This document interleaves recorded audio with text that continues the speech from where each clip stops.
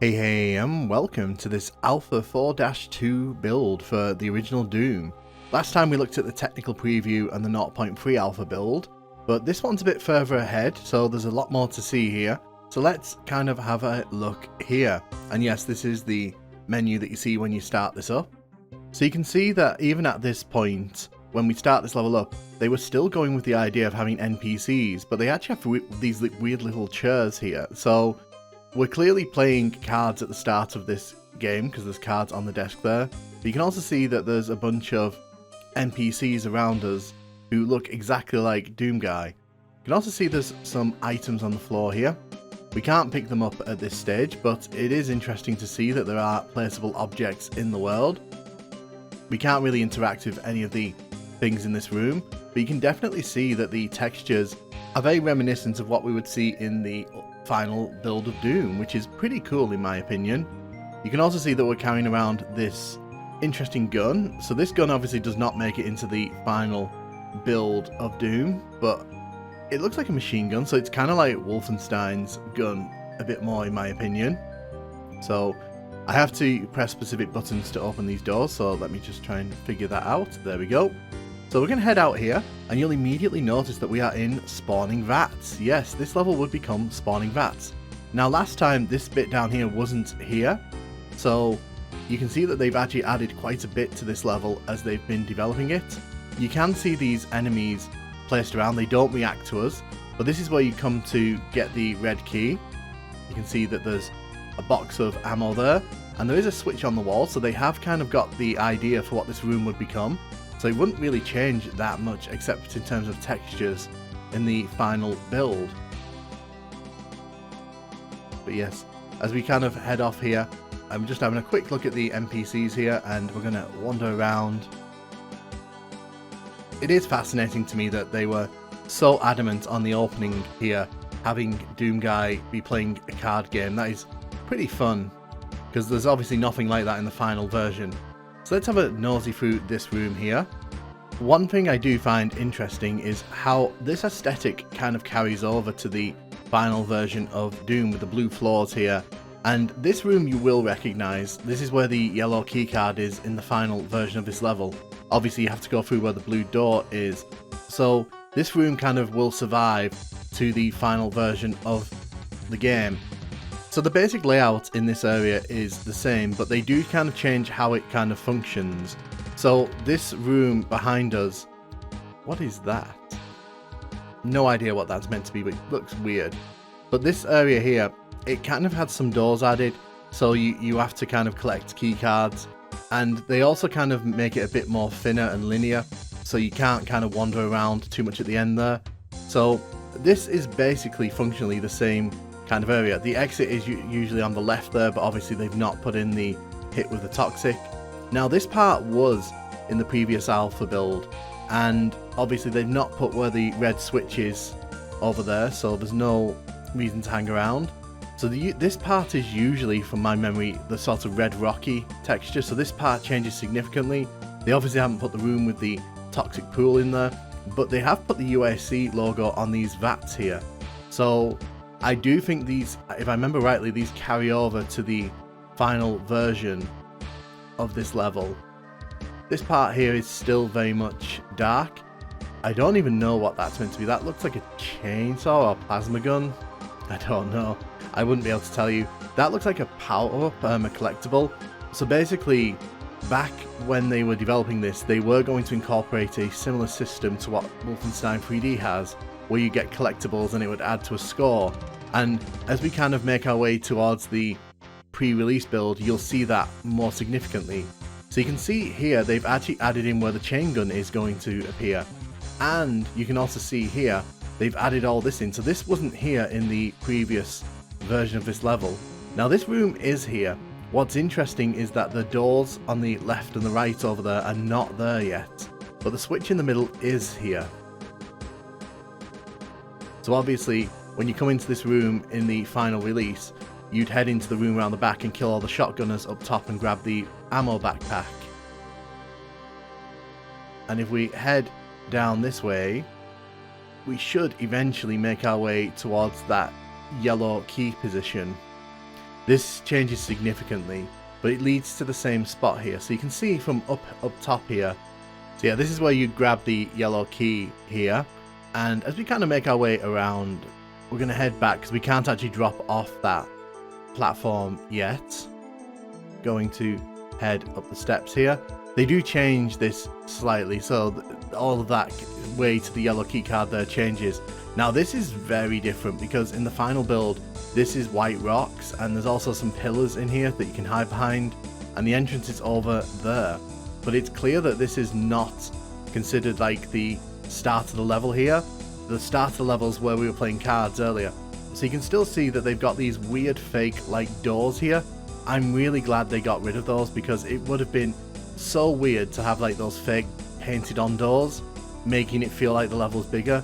I don't know what's going on with this texture. Like this is I think this appears in the final version of Ultimate Doom, but like, you know, they've expanded this as well, because when we came here last time, this part was not here. So we're going to head outside here. Well, actually it's not outside, as you can see. This is very much still inside. But you can see this is where you grab the blue key, and you can kind of see the sprite of the pinky from behind here, which is interesting. He didn't skip leg day, did he? And obviously this is where you pick up the cell ammo. You get a good look at the bonus items there on the floor. So you can see this level is definitely being fleshed out by this point. The general layout is what you'd come to expect, and it makes this level very identifiable. They've even added in this bit here. Now I never really understood what the point of this area here was, because to me this always kind of just felt like a completely optional area. There's a secret there when you hit that switch, but obviously we can't hit it here. But it is fascinating to sort of see this level sort of developing and becoming the level that we know it would in the end. Now, again, it's clear that even at this point, they were still thinking about this being the end of the level over here, which is pretty cool because, as I mentioned in the previous alpha build, what it means is that they flipped the level at some point and they kind of changed the order of things, which, you know, pretty cool. But yeah, let's dive into the next level here. So, this is what would become E2M2. And again, the look and feel of this level changes significantly before the final release, but you can see at the start here we've got our friends here again who, you know, we're never going to see in the Doom series again, so, you know, hope you guys are okay with being left behind. As we make our way in here, so this is the kind of big central area, this is where you'd normally fight the imps when you leave the boxed area in E2M2. And as you can see, we can look around, so there are sort of different directions we can head in. Let's head this way. So this is where you'd hit the switch to go up the steps, and you'd have the option here to go the three ways. And as you can see, this is where you grab the optional yellow key there in the pool of lava. To the left there is where those weird short lifts are. This hasn't changed significantly from the last build of this that we played, so it's very clear that this level was still very much in development. There'd normally be a door there where you could kind of go through to where the exit room was, but in this version we have to sort of head round this way. So again, a lot of this changes in the build to the final release here. That's where the plasma gun would be. There's a lack of exit here because to the right here, that's where you'd sort of see the big hole with the toxic in it. This is where the crushers would be. So it's clear that like not a lot has been done with this part of the level yet, and it's still very much what it was when we last saw it, which, while not interesting, it is worth noting that, you know, all of this kind of does make it into the final version of Doom, just slightly tweaked. The layout of this area is still changed, and we still can't go down those steps. That's really frustrating. So we're going to jump back to the start of this level here, because I think the more interesting things happen on the other side of the level, because they have actually fleshed out what this level's starting area would look like. Well, what will become the starting area? Yes, this is the box maze that you will remember if you've ever played E2M2. when you're kind of wandering into these boxy areas, like this part for example, this is where the barrels are in the final version. The layout is kind of what the final version would be. So as we head around here, this is where you get ambushed by the pinkies and the imps. Obviously there's another entrance behind, there should be another entrance there to the hallway, but obviously that's the start of the level here. So there's no sort of second player starting area that you can head down to. So right now it just kind of feels like this is here to sort of show what the level would become, rather than actually, you know, being a final form of the level. But it is cool to see that even at this point in development, they kind of had the idea for there to be a big box maze here. So I want to see how far all this goes then, because obviously we can't go to where the starting area is, you know, where the Berserk pack is, because it's not there yet. Oh, there's a power up there. We can't get up there yet because they haven't put the steps in that we need to get up. But if you head this way in the final version, this is where the optional area is, where the rocket launcher is and all that. And this area looks pretty similar as well. So this is where you normally fight a bunch of imps as you're making your way around to the sort of optional area here. And yeah, can we actually get through that door? We can. Excellent. You'll recognize this area because this is where you can get ambushed by the lost souls when you hit the switches at the bottom here. Interestingly, there are 5 of these pillars here. I'm not quite sure what they would have done with the other ones, but yeah, in the final version I think there's only 3. Or is it even 2? I can't remember specifically. There's also a window over here that lets you look into where the yellow door is. So obviously that isn't here. But as we're kind of heading back into the main thrust of this level, it is nice to sort of see that this box maze was taking shape even this early in development. Remember, we are quite a few months away from the final release of Doom here, so obviously all of this was changed. The aesthetic of this area completely changes in the final version because you obviously get that marble sort of temple aesthetic. But what we're going to do now, we're actually going to jump to the final interesting part here that they've added to this alpha. So we saw earlier on that they've added in this part here. Now that you could see this area in the previous alpha build, but there was actually a line dev that stopped you walking over it. So you can actually explore. This is where you would bump into that secret in E2N2 with the imps and the fake walls and such. It's not significant, but it's the fact that we can actually walk into there this time is actually pretty cool. So we're actually going to head off now to what will eventually become Refinery. You will not recognize this unless you're really looking closely.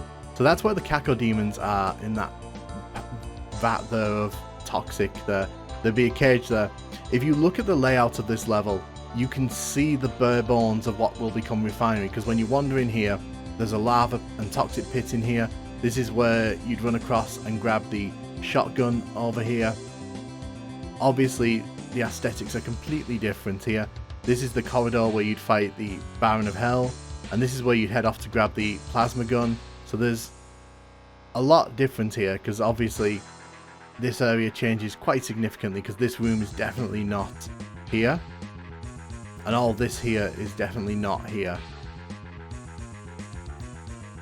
I think one thing to note as well is that when kind of exploring this level in particular, a lot of these wall textures really don't help you when you're kind of, you know, trying to explore, because they all kind of bleed together into one big mess. But if we head across here, this is where you'd fight the Lost Souls, and that's where you grab the blue armor over there. It is interesting that they put a little walkway in here to stop you getting hurt by the floor. Obviously in the final game that is not the case at all.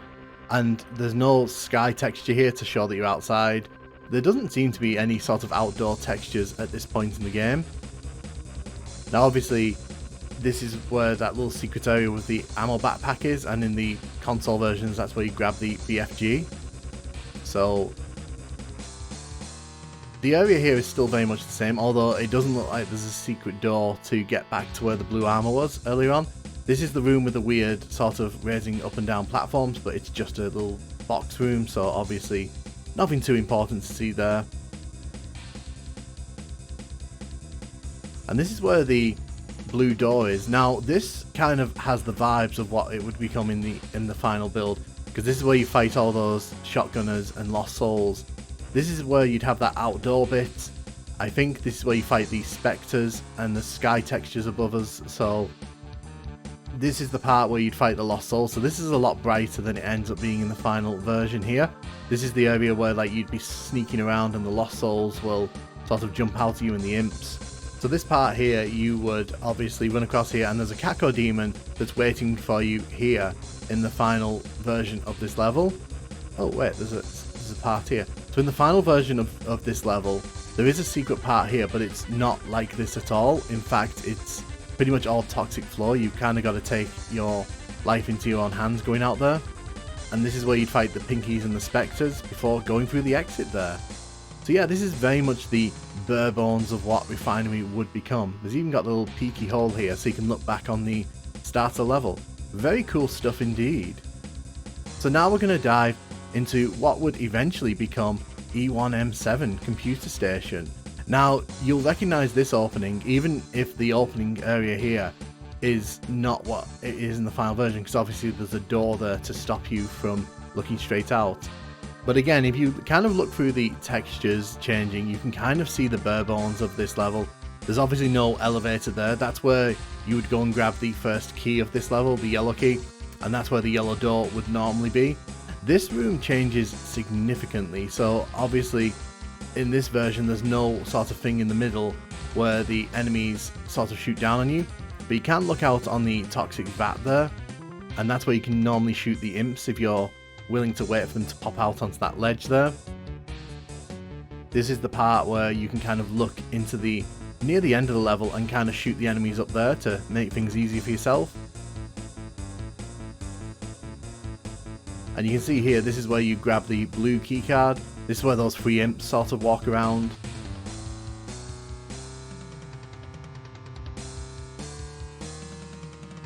It is all very fascinating how much all of this, it's the same, but it's got very different vibes.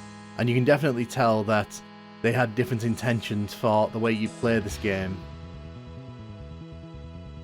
So as we make our way back through the yellow door here, you can see that this area is different, but then this part here isn't so different because they can end up keeping this.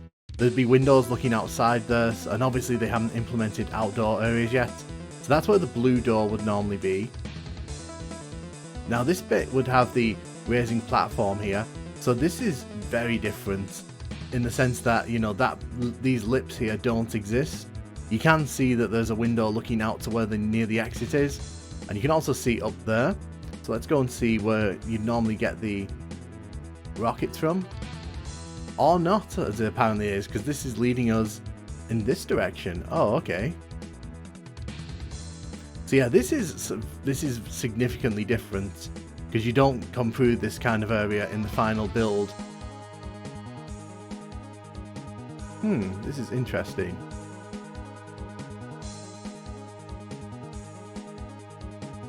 So you can definitely see this is a lot more meandering in this version.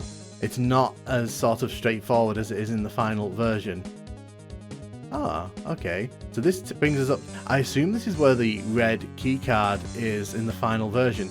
It's just been significantly changed, the route here.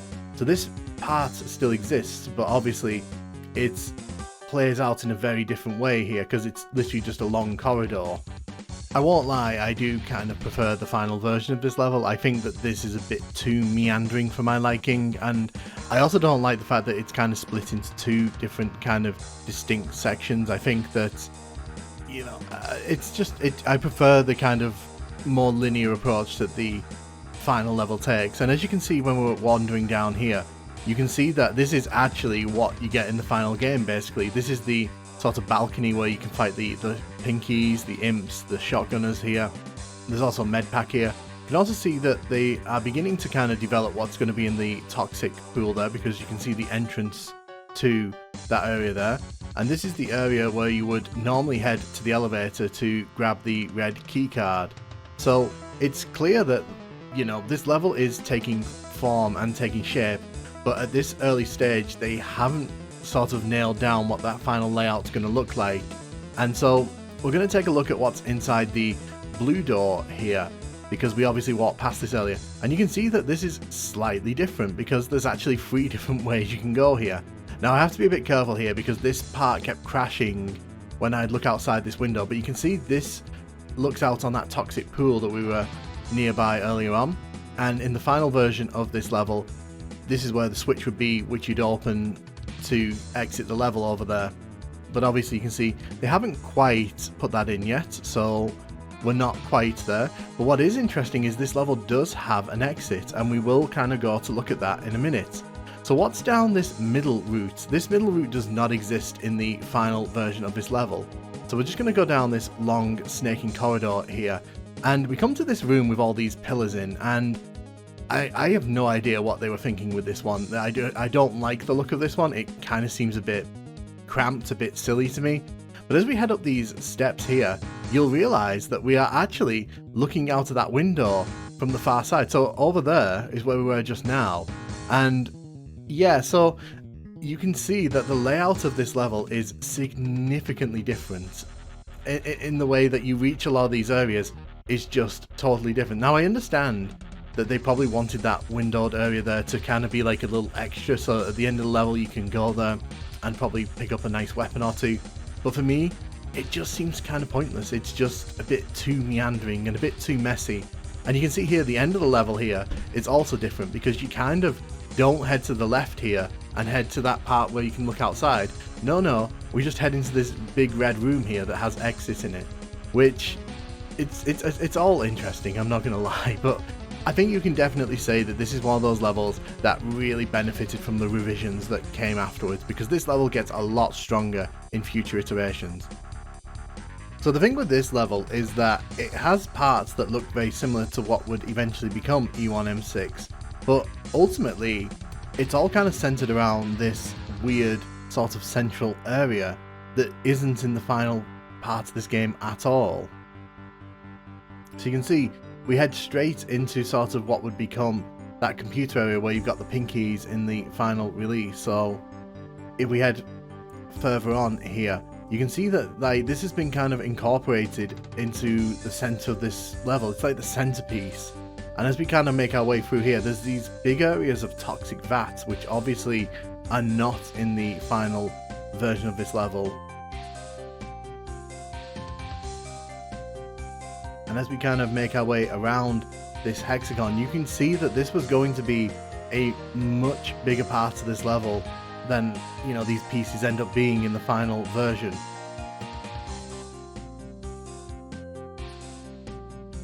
It is interesting to think what they were kind of thinking with a structure this big. Let's kind of wander out here and have a nosy in these sections here. This is where you grab the blue key card in the final version of this level. Obviously we can't jump down there because the line devs will prevent us from doing so. As you can see, blocks us there. But there'd be a secret trap there that would let you kind of get ambushed by imps. So this is where there'd normally be an outdoor area. And you can see that we can just simply walk back to the start of the level here.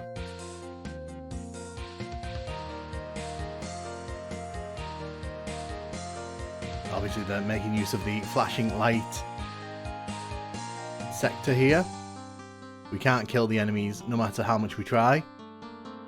And you can see here that this is where you'd grab the red key at the start of the level. So this is where you get trapped for 30 seconds when you wander in here for the first time. So you grab the red key here and then all these walls would open up and there's a bunch of enemies that sort of flood in here.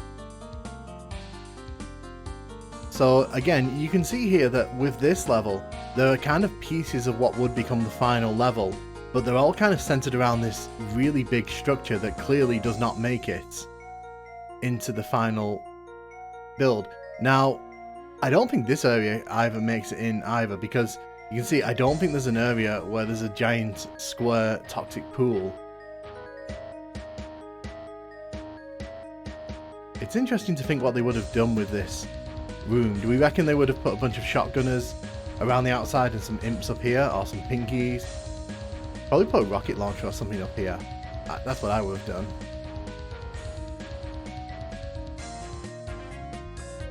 And yes, we can wander onto the toxic here.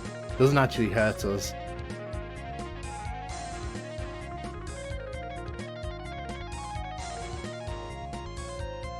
So we're going to head into this area here. And you can see this is the maze that kind of you have to kind of wander through if you don't know about the secret sort of entrance to get into the yellow key card.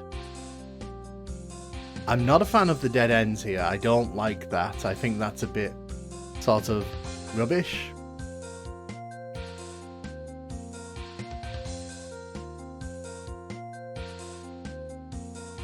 But yeah, you can definitely tell that this part was the basis for what would become the maze later on in this level.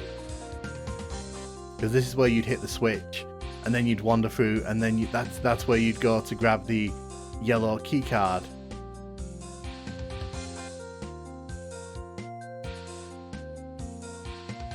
So if you go left here, this is the area. So yeah, so you can see here there's no windows here or anything like that, and you can't open that wall there, so they haven't implemented the secret yet, but normally that's where you'd grab the yellow key card there. So now we're going to dive into what is the end of the normal version of this level, but in fact here it has been moved to a completely different location.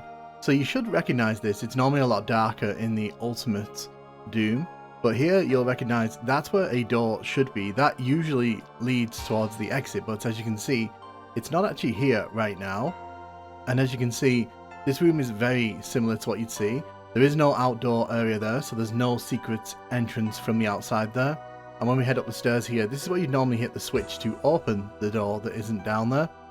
So you can kind of see that the way that this level was put together is that all of these different parts like this were put together to fit into a more cohesive and more streamlined level when it came closer to release, because clearly all the bits are here, but this middle hexagon bit definitely is not. And the thing is, when we head over here, you can see that this leads towards the actual exit of a level. So you can see this is where you've got the two little staircases that go down, and also up the middle, which takes you up to the sort of high point to look down from above onto that final room. Again, it's very fascinating that they kind of looked at all these little pieces of this level and decided to form a level out of those, but get rid of the big central piece of it, which would have been the centerpiece of this level, I feel. They've also made this like a little more windy, but you can definitely tell what room this is. That's where the switch is, where when you hit that, it opens the way towards the exit. And then the walls over there would open and a bunch of monsters would come out. It is so fascinating to see these levels in this state, and yeah, I mean, it is really cool to see.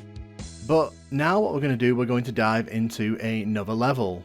So this room here, and I'm calling it a room because it's really not a level, is sort of here more as a placeholder, it looks like. There's not much really going on. They're obviously using this to kind of test something out, but clearly, you know, this is just a stub level. If we make our way down here, you can see there isn't even any doors to move further on here. It's just a big random shape, but I did just want to show it because I think it's important that we cover all of the things in this to the best of my abilities.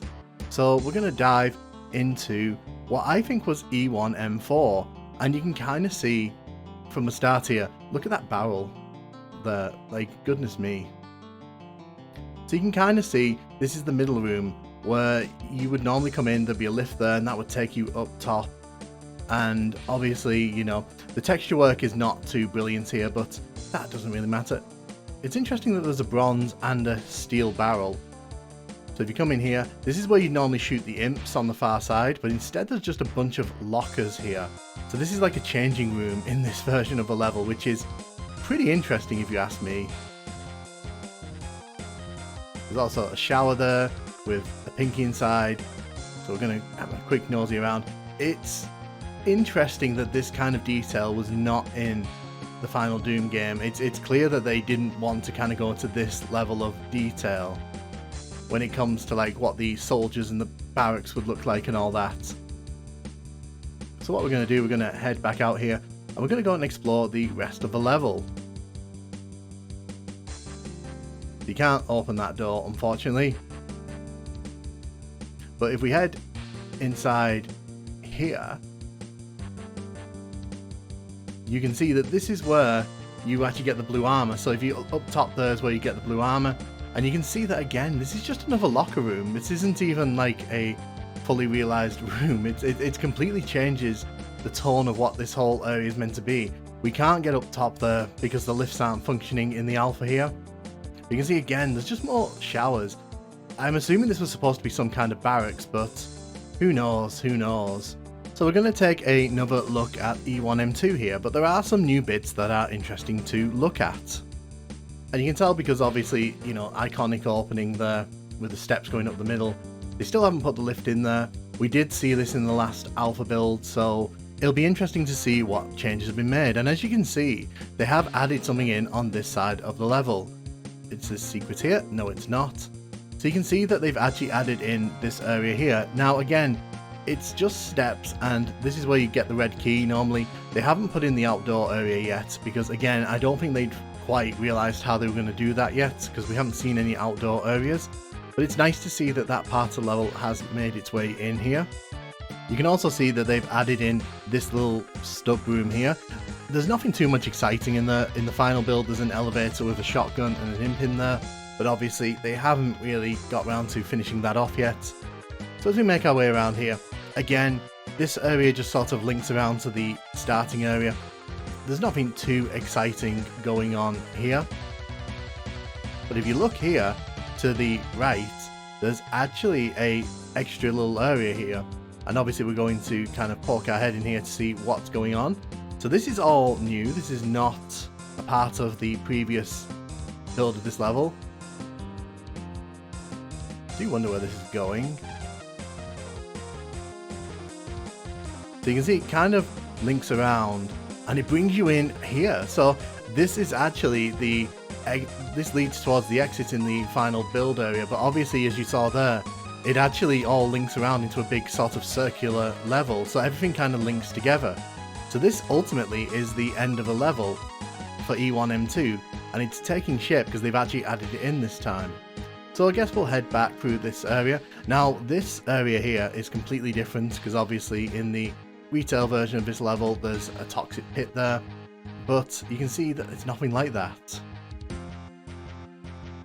We'll take a quick look in the maze here. I don't think they've done too much with the maze in here, to be honest. We'll have a look around just so that you can kind of have a see of what this was supposed to look like at this point, but it's very clear that even at this stage they hadn't quite figured out what this area was meant to be. It just kind of feels like it's here to exist, which may explain why in the final version of this level this all kind of feels a bit optional, if you know what I mean. Because this is definitely the most messy part of this level. The rest of the level kind of has some cohesiveness to it, but this obviously does not. And I don't think much of this represents what we'd see in the final version of this level anyway. It all just kind of loops around on itself, and it's fun to explore, but ultimately I'm kind of glad that they found a way to make it more structured in there. So let's dive into the next level here, and this is Pandemomeum. Now you probably won't recognize this one by just looking at the texture work because it's completely different. Completely different. If we head inside here, you can see that this has got like a brown floor with a blue tech base. That's where the imps would be up there. And as we head down here, this is where you'd bump into the lost souls and the specters. And you can kind of see like it has the same layout, but it doesn't have the same texture work, so it makes this feel completely different. That's where you go to get the chain gun in the toxic pit. This is where you'd fight the Baron of Hell on Ultraviolence, so they made this room a lot bigger later on. Now this bit is fairly similar, but there is a door there that would lead you to the other side of the level, but obviously they haven't finished that yet. It does make you wonder if they were planning to incorporate story elements, how they would have played out in some of these levels, because obviously you would have had teammates helping you out, AI friends who were kind of helping you. Oh, so you can see the bridge is still here. So this is the kind of iconic bridge from Pandemomeum, and yeah, it's here at this point, so they've added this in. We'll head down here. Let's see how far we can get with this. So you can see this is the room that kind of looks like hell. So it's got the hell wall and the lava floor in here, and it's got the Caco demons and the lost souls. Now this is where you'd normally raise the thing up to get the two, is it specters or imps? I can't remember. It might be one of those. But clearly we can't go any further than that. Unfortunately, the line devs prevent us from going into the hole, I assume to stop people getting trapped out there. We're going to head back across the bridge here.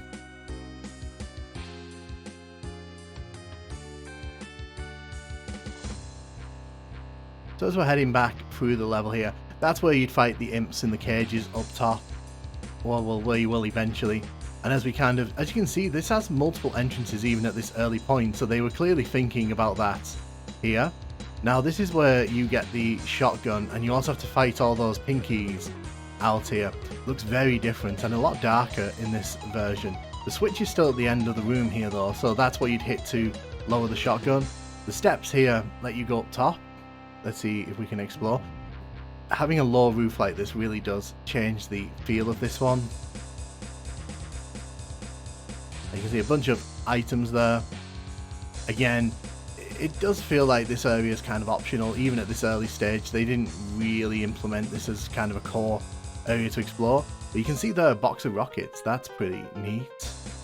We can't drop down still though.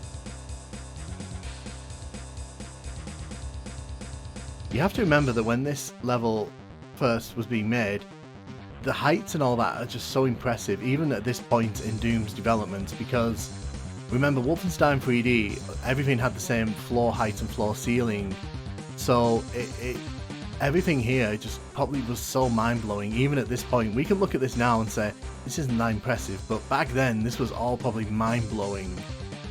This is where you pick up the invulnerability, and this has the boiling floor, which I'm not a fan of because it's the water texture. But I assume it's meant to be boiling water. If we head out this way, we do end up heading towards the end of the level. So this is where you would fight all those imps when you go through the blue door. There's also the two secrets to the left and the right over there.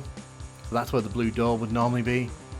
It's clear that this was more of a tech-based vibe, and I get the impression that this was probably going to appear a lot earlier in Doom than the third episode, because by the time you get here, it's obviously a lot more corrupted than this.